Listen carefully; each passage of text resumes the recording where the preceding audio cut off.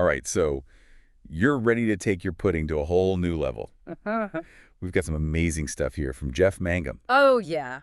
Excerpts from his book, Optimal Pudding, articles about his unique philosophy. It's all here. It's going to be fascinating, a deep dive into what he calls the mechanics of instinct. That's right. Yeah. It's going to be fascinating. Yeah. What I think is so interesting about his approach is he blends science and instinct. Like, he digs into the mechanics, but then he also says, hey, trust your gut out there. Yeah. So it's this really interesting mix of concrete techniques and, almost Zen-like intuition. Yeah, it's like he's saying your brain already knows how to do this. Right. Let's just kind of unlock that potential. Yes. Okay. Sure. So where do we even begin with this whole mechanics of instinct thing? Well, Mangum lays out 4 fundamental skills that underpin great pudding. Okay. Reading the green, aiming, straight strokes, and distance control, or what he calls touch. Okay. And he's got some really interesting and sometimes really surprising ideas about each of these. All right, let's break them down one by one because I have a feeling I need a refresher, especially when it comes to touch. Okay. Distance control is kind of where my game tends to fall apart. Yep. Way too many 3-putts. 3 putts. Oh, touch, the holy grail of putting. Right. You're not alone. I mean, so many people struggle with it. But here's where Mangum's approach gets really interesting. Okay. He claims that once you've got a handle on your tempo and the green's speed, distance control is really all about accurate targeting. It's not about trying to consciously hit the ball a certain distance, but letting your instincts kind of take the wheel based on those visual cues. Wait, so I'm not supposed to think about how hard to hit the ball. That seems so counterintuitive. I'm always trying to, calculate the perfect amount of force for each putt. I know, right? It sounds crazy at first, but think about it like this. Mangum, he draws this amazing parallel to the way that animals move, so effortlessly in their environment. Okay. Take like a cat leaping onto a ledge. It doesn't calculate angles and velocity. It just does it. Right. Mangum believes we can tap into that same instinctive ability on the green.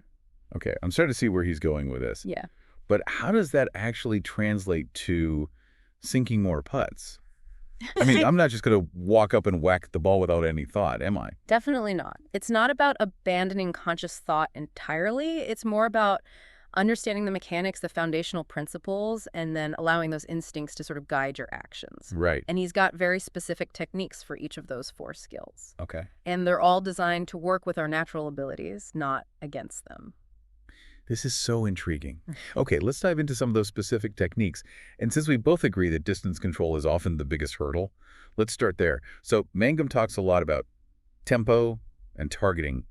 How do those 2 elements work together? Tempo is all about the consistency of your stroke back and through. Think of it like a pendulum, a smooth rhythmic swing. Okay, got it. So it's about finding that rhythm and sticking with it no matter the length of the putt. What about targeting? How does that play into distance control? This is where it gets really cool. Okay. Mangum actually recommends using your head and neck to physically measure the distance to the hole. He calls it embodied knowledge, like your body is literally gathering information about the putt. So it's not just looking at the hole, it's actually like turning my head to align with the target. Exactly. Like I'm pointing my whole head at the wall. You got it. And Mangum says that physical movement, that targeting look, as he calls it, provides your brain with the data it needs to determine how much force is needed for the putt. It's like your brain is saying, okay, this is how far I need to move the putter to send the ball that distance. Wait, so I'm not thinking about how hard to hit the ball. I'm letting my instincts determine the backswing based on how far I turn my head. That's wild. It sounds crazy, but it's true.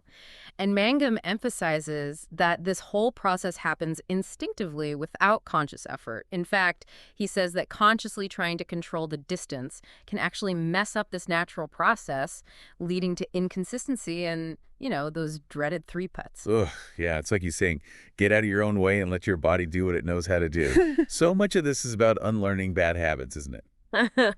Okay, so we've got a handle on touch. What about those straight strokes?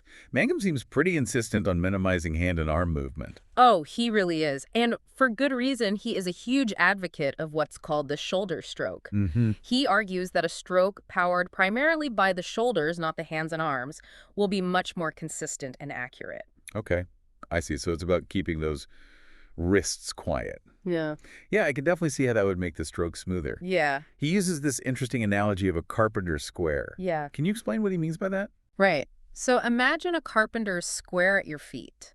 Your setup needs to be square to the putter face, not necessarily to the target itself. Okay. This ensures that the ball actually starts rolling on the line dictated by the putter face, even if your aim is slightly off. Hold on. So I'm not lining my body up with the target. Not necessarily, no. I'm making sure my stance is square to the putter face. Meh. That's a subtle but important distinction. You got it. Okay. And Mangum emphasizes the importance of a relaxed posture, with your arms and hands hanging naturally, shoulders over the balls of your feet. It's all about feeling balanced and grounded, almost like you're sinking your weight into the earth. This is starting to make a lot of sense. Yeah. He also talks about initiating the stroke with a smooth shoulder movement. What does that actually look like in practice? So picture this. You're gently rocking your shoulders back and forth like a pendulum, maintaining that triangular shape formed by your shoulders, arms, and putter shaft. Your lead shoulder moves down towards the balls of your feet as you take the putter back. Okay, so I'm rocking back, keeping that triangle intact, and letting my arms and hands just go along for the ride. It's like my shoulders are the engine of the stroke. Precisely. And, Mangum cautions against overthinking this process. He says too much conscious control actually leads to tension and inconsistent strokes. It's all about finding that natural rhythm, that effortless flow, and trusting your instincts to take over. It's amazing how Mangum manages to take something as, seemingly simple as putting Right. and reveal all these layers of complexity and instinct. Right, I'm already starting to view the game in a whole new light. Yeah. And we haven't even gotten to green reading yet. But before we move on, I want to make sure I really understand these techniques Okay. for touch and straight strokes. Absolutely. Can we break it down even further? Let's do it. Okay, so with touch, we talked about tempo and targeting. But Mangum also gets into some really specific details about how the ball actually enters the hole. Yeah, he does. And this is where it gets fascinating. Mangum is all about what he calls delivery speed, how fast the ball is rolling when it reaches the cup. Okay. Ideally, you want the ball to be rolling at a pace that allows it to just gently trickle into the hole rather than slamming into the back of the cup. Right, okay, soft, gentle drop. Mm-hmm. But how do I actually control that delivery speed? Is there, a magic number? Well, Mangum actually does get pretty specific here. Okay. He suggests aiming for a ball speed of around 2 to 3 revolutions per second as it crosses the hole. But more importantly, he encourages you to pay close attention to how your putts are dropping. Okay. Are they diving straight down? Are they hitting high on the back of the cup? Yeah. That visual feedback can be incredibly valuable for fine-tuning your touch. It's like becoming a student of your own putts. I like that. Okay, but how does tempo play into this whole delivery speed thing? Mangum argues that once you've established a consistent tempo, the timing of your backswing and follow-through. Your body instinctively understands how to adjust the length of that backswing to control distance. It's like your brain creates this internal map that connects a specific backswing length to a specific distance on the green. So it's not about consciously trying to hit the ball harder or softer, Yeah. but more about letting my instincts adjust the backswing length based on that targeting look and the distance I need to cover. It's almost like my body is taking over. Exactly. It's about trusting that internal guidance system. And he's really big on respecting the natural timing of your stroke. Okay. Don't force it. Don't rush the process. He even recommends talking through your tempo, finding words that match the natural rhythm of your stroke. It could be something as simple as 1 potato, 2, or any other phrase that helps you establish a consistent pace. Interesting. So I'm not just working on my physical swing. I'm also engaging my mind in the process by verbalizing the tempo. Exactly. Okay, I can see how that would help create a more consistent rhythm. Okay, so we've covered tempo. It's all about consistency and finding that natural flow. But what about targeting? How does that fit into this distance control puzzle? Targeting, in Mangum's view, is all about using your body, especially your head and neck, to physically measure the distance to the hole. Okay. He recommends a specific technique where you stand next to the ball, looking straight ahead, and then turn your head to face the target, keeping your eyes locked on that spot. Okay, I think I'm following. So it's like I'm physically drawing a line from the ball to the hole with my gaze. I'm really feeling that distance in my body. That's it. And he says that movement, that physical targeting look, is what feeds your brain the crucial information about distance. Okay. It helps your instincts kick in and determine the appropriate backswing length for that specific putt. So I'm not just looking at the hole, I'm actively engaging my body in the process of measuring the distance. Fascinating. What happens next? Once I've completed that targeting look, do I just, step up and swing? Pretty much. Mangum says you've done the prep work, you've fed your brain the data it needs, now you just trust your instincts and make your stroke, maintaining that consistent tempo we talked about. Okay. And he is adamant that overthinking distance control is actually what leads to inconsistency. It's almost like I'm, programming my brain with that targeting look, and then I just let my instincts take the wheel. Exactly. It seems so simple, yet my brain wants to overcomplicate everything. Right. Our brains love to get in the way, but Mangum is all about simplifying the process and letting those natural abilities shine. Right. He believes the more you practice this technique, the more intuitive it becomes. Okay. Your body starts to understand the connection between that targeting look and the backswing length needed to send the ball that specific distance. I love that. Yeah. Okay, I'm definitely going to be practicing this targeting look. It's a total game changer. Yeah. All right, let's shift gears and talk about straight strokes.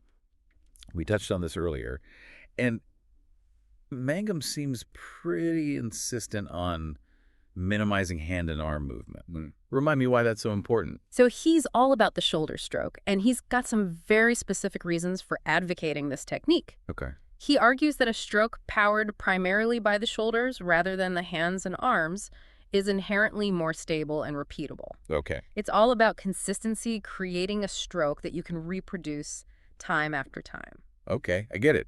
Consistency is key. But it's hard to break old habits. I tend to use my wrists a lot in my putting stroke. Any tips for retraining myself to rely more on those shoulders? So Mangum actually uses this really vivid image to illustrate the concept. Okay. He says to think of your hands as golf gloves filled with wet, heavy sand. Wow, okay, that's a powerful image. I'm definitely feeling the heaviness in my hands now. Yeah. The point is that your hands should remain passive throughout the stroke. Okay. They're just along for the ride. Your shoulders are the engine, driving that smooth, consistent motion. Right, it's about shifting that control from my hands to my shoulders. And I remember you mentioned a triangle shape earlier. What was that all about? Right. So that's another key element of the straight stroke. The triangle refers to the shape formed by your shoulders, arms, and putter shaft at address. Mangum emphasizes keeping that triangle intact throughout the entire stroke. So no breaking the triangle. How do I ensure that I'm maintaining that shape throughout the swing? Mangum suggests focusing on the movement of your lead shoulder during the takeaway. Okay. Imagine it moving straight down towards the balls of your feet as you bring the putter back. That downward motion will help keep that triangle intact. Okay, I'm starting to visualize it. He also mentioned something about a carpenter square. I'm still a little fuzzy on what that means in the context of a putting stroke. Right, that one can be a little tricky to grasp at first. It's a visual tool that Mangum uses to really drive home the importance of a square setup. Imagine a carpenter's square positioned at your feet. Your setup needs to be square to the putter face, not necessarily to the target itself. Wait, so I'm not necessarily aligning my body directly at the target? Right. I'm making sure my stance is square to the putter face. That's a subtle but really important difference. Exactly. And Mangum stresses that even if our aim is a little off, a square setup will give us the best chance of sending the ball on a straight path. That's so interesting. I always thought it was all about, aligning my body directly at the target. But it's actually about being square to the putter face. It's like everything we've been talking about, shifting that focus away from conscious control and trusting the mechanics to guide the stroke. You're getting it. Yeah. And, Mangum goes into even more detail about the setup, discussing posture, grip, and even the position of your eyes. It's fascinating stuff. Wow, there's so much more to explore. Okay, one last question about straight strokes. Yeah.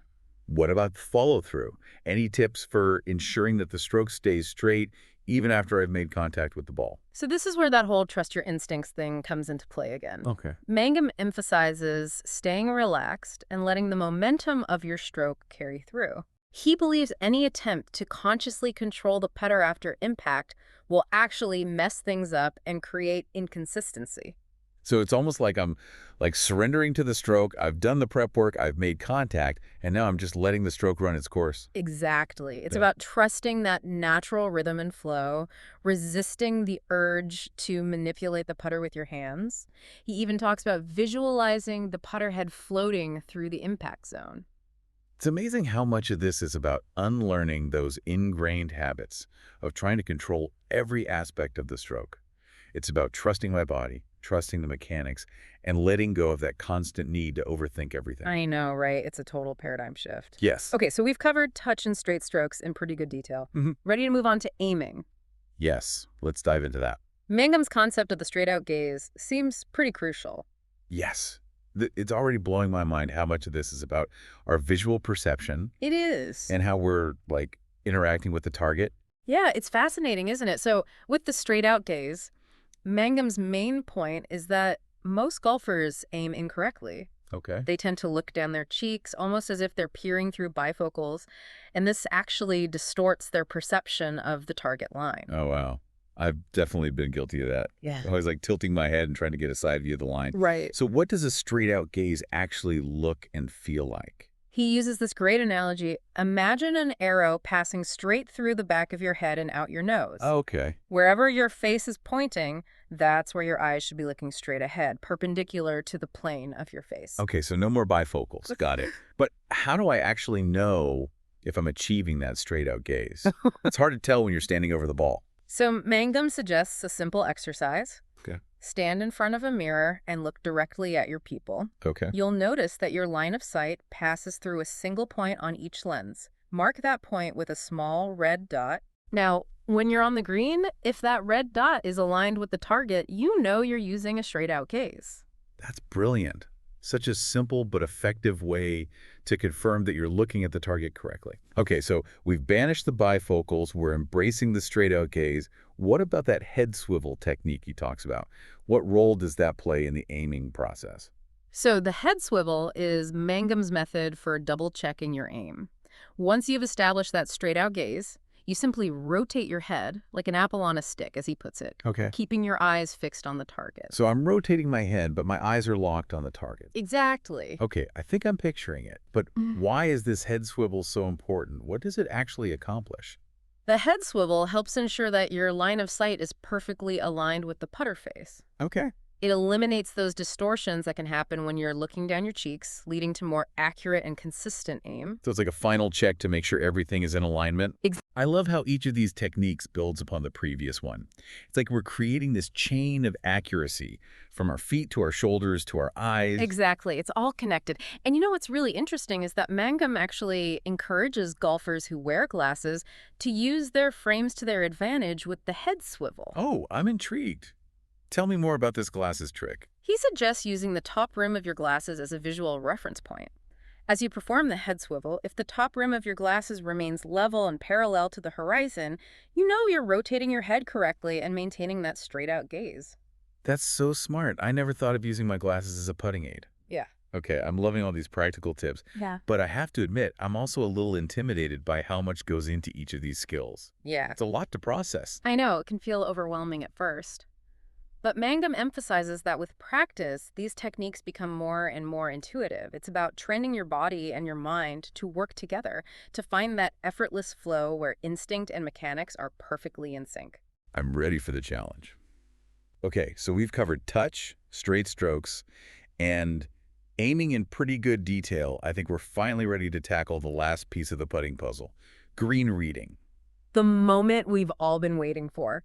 Green reading is where Mangum's approach gets really unique and, dare I say, a bit mystical. I'm ready to tap into my inner putting guru. Yeah. We've already talked about the spider analogy and the concept of the fall line, but I know there's so much more to Mangum's green reading philosophy. Oh, absolutely. Get ready to engage all your senses. This is about becoming one with the green. Okay, so green reading. Green reading, it's all about becoming one with the green. Yes. I'm ready. I am ready to tap into my inner putting guru. We already talked about the spider analogy, understanding the fall line. Right. But what are some of the other sensory clues that Mangum suggests we pay attention to? He's big on walking the green from multiple perspectives. He actually recommends starting behind the hole, looking back towards your ball. I usually just walk from my ball to the hole. Huh. Why is this different perspective so important? It gives you a much better sense of the overall slope, like the lay of the land, so to speak, and it helps you see how the areas surrounding the green might be influencing the contours of the putting surface. Oh, I see. So it's not just about the green itself, it's about the bigger picture. Exactly. The surrounding hills, valleys, any features that might be subtly affecting the slope of the green. He wants you to become aware of the entire landscape. And while you're walking the green, he says to pay close attention to those visual cues of diminishing detail. Okay, remind me what he means by diminishing detail. So think about those optical illusions where parallel lines seem to converge in the distance. It's the same principle in the green. As you look further down the line, those grass blades will appear smaller and less distinct. Right, right. Yeah, I've definitely noticed that before, but I never thought about it in terms of, like, reading greens. Well, Mangum argues that understanding this visual phenomenon can actually help you gauge the slope more accurately. Okay. If the detail diminishes quickly, it suggests a steeper slope. A more gradual fading of detail indicates a gentler slope. It's like your eyes are giving you subtle hints about the contours of the green. Okay. That's actually really helpful. It's amazing how something as simple as, like, paying attention to the way detail changes can provide so much information about the green. It is, and Mangum isn't just about visual cues. He also encourages you to literally feel the slope with your feet. Ah, yes. We talked about that earlier, becoming a human level. Yeah. But how do you actually do that in practice? Do I just, like, walk around with my eyes closed? He does suggest closing your eyes at times to really hone in on those sensations. But Okay. even with your eyes open, as you walk the green, pay attention to how your weight shifts, the pressure on each foot, those subtle changes in balance. It's like my body is sending me signals about the slope. Exactly. And Mangum emphasizes the importance of good posture when you're walking the green. Stand tall, eyes level with the horizon. This allows your body to accurately perceive the slope and those subtle variations in the terrain. Okay, so I'm looking at the surrounding landscape. I'm paying attention to the way detail changes. I'm literally feeling the slope with my feet. Yeah. It's amazing how much information I've been missing out on all these years. Right. It's about retraining your senses to pick up on these subtle clues. Yeah. And, Mangum even suggests using your sense of smell to gather information about the green. Wait, smell. Okay, now you've really lost me.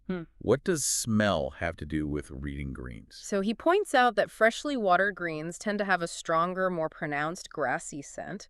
So if you step onto the green and you're hit with that fresh-cut grass aroma, it could be a sign that the greens are playing a bit slower. Wow, I never would have thought of that. I usually just try to block out all smells on the course, especially when I'm stuck behind a group that's, like, overdoing it with the cologne.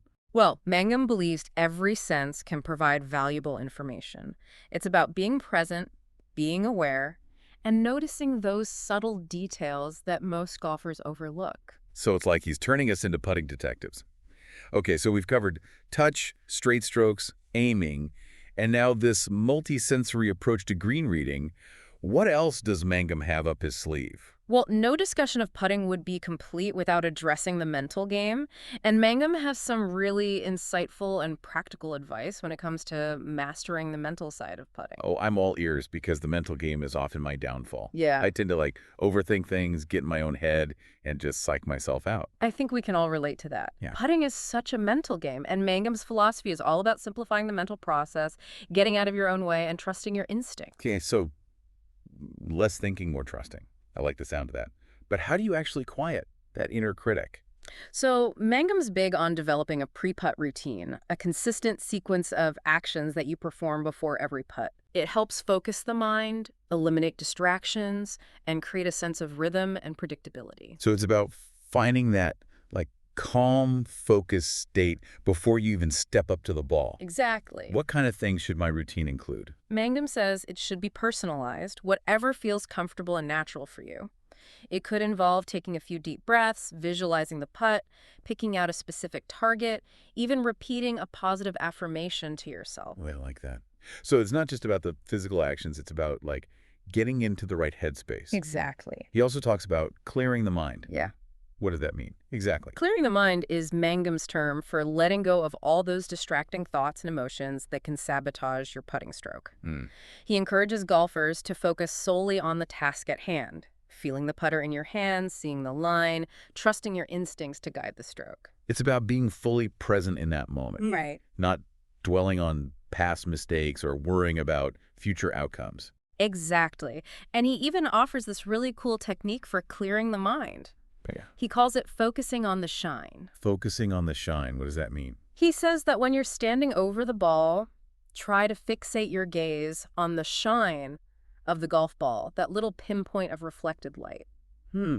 Interesting. I've never really paid attention to that before. Why is that so effective? He argues that by fixating on that specific visual cue, you naturally quiet your mind, and those distracting thoughts simply fade away. Okay. It's like a form of meditation, bringing your attention to a single point of focus. That's brilliant. I'm definitely going to try that next time on the green. I'm always looking for ways to, tame that inner chatter. Okay, so we've covered so much ground in this deep dive into Geoff Mangum's world of putting. I feel like I've learned a lifetime's worth of knowledge in just one episode. It's amazing, isn't it? He really offers a completely different way of thinking about the game, blending science, instinct, and a deep understanding of the human mind and body. And what I love most about his approach is that he doesn't just, throw techniques at you and say, do this, do that. He explains the why behind everything. He wants you to understand the principles, trust your instincts, and ultimately find what works best for you. Exactly. It's about empowering golfers to become their own best coaches. This has been such an incredible journey. I feel like I have a whole new perspective on putting, one that's grounded in both science and intuition. Yeah. And I have to say, I'm feeling a newfound sense of confidence and excitement about taking my putting game to the next level. Thanks so much for joining me on this deep dive. It was my pleasure. Remember, trust your instincts and make those putts.